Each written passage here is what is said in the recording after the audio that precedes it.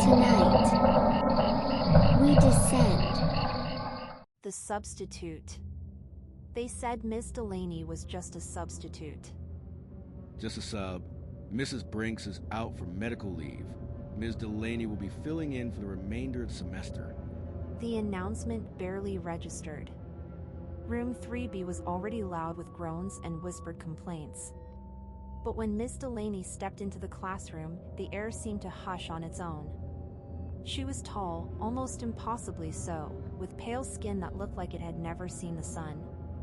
Her dark dress fell to her ankles in unwrinkled waves, and her eyes, gray, unblinking, swept across the room before she even introduced herself. Good morning. You may call me Ms. Delaney. Let's begin. No one noticed that she never asked for the roll sheet. But she called on everyone by name. Cameron Birch, read the first line. How do you... Read it. He obeyed. The book on his desk hadn't been there a moment ago. Over the next few days, little things added up. Her lessons were strange.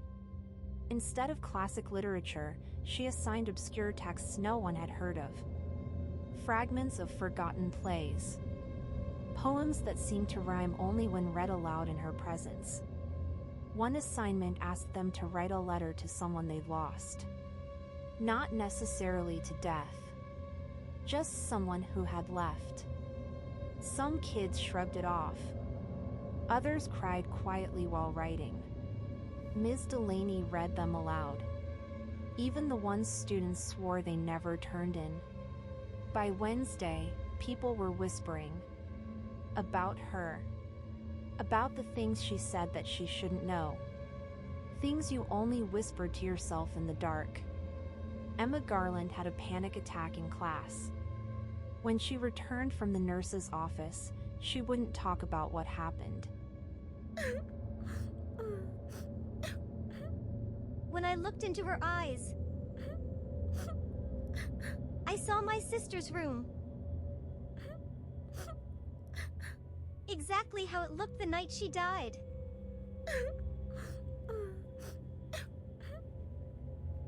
That was when Marcy Heller started paying attention.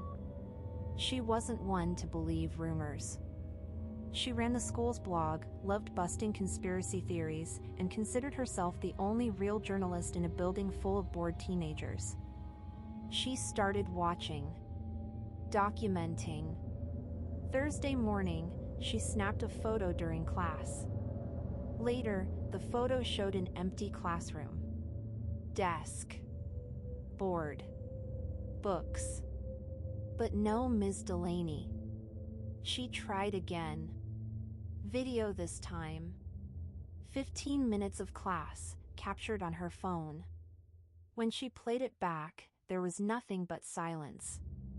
A faint hiss like breathing. Not hers.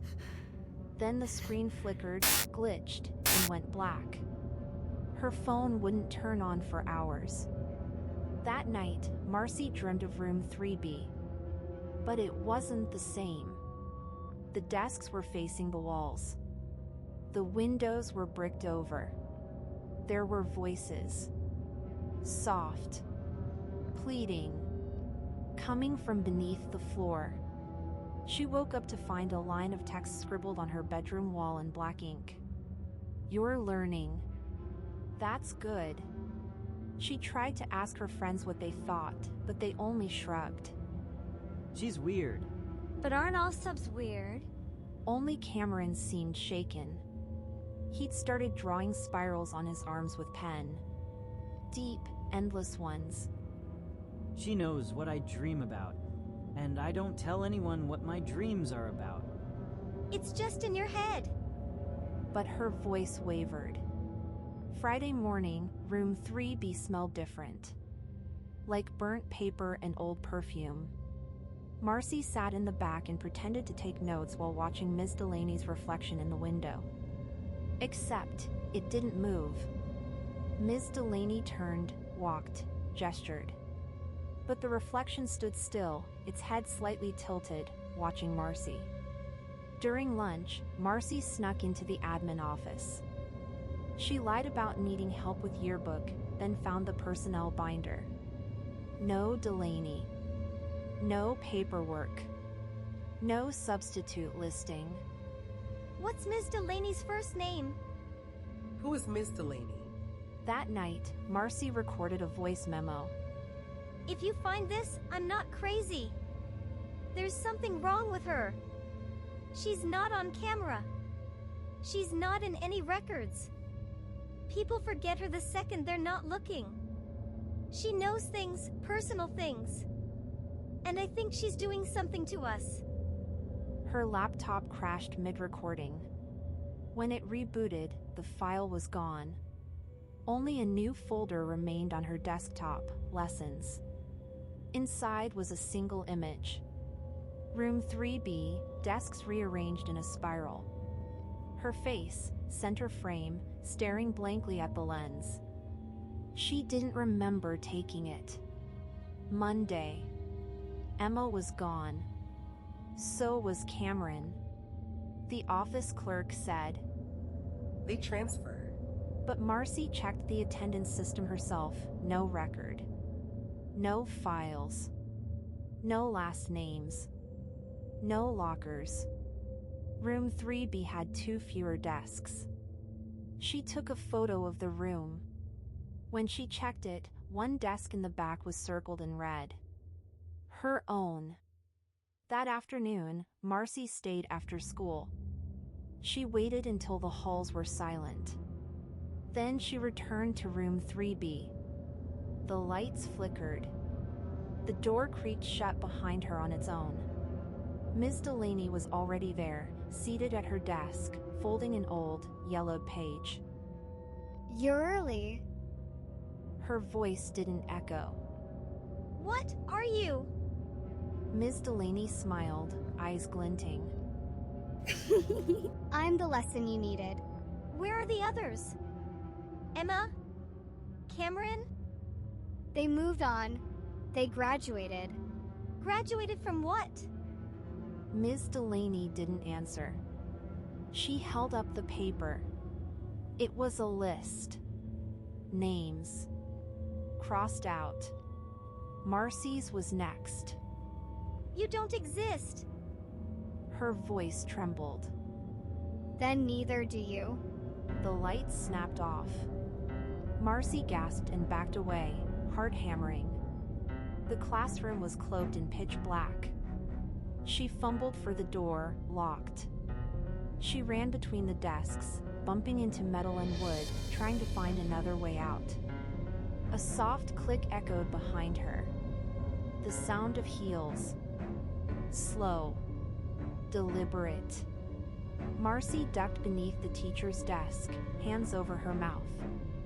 Through the slats of shadow, she saw Miss Delaney glide silently past, her feet never quite touching the ground.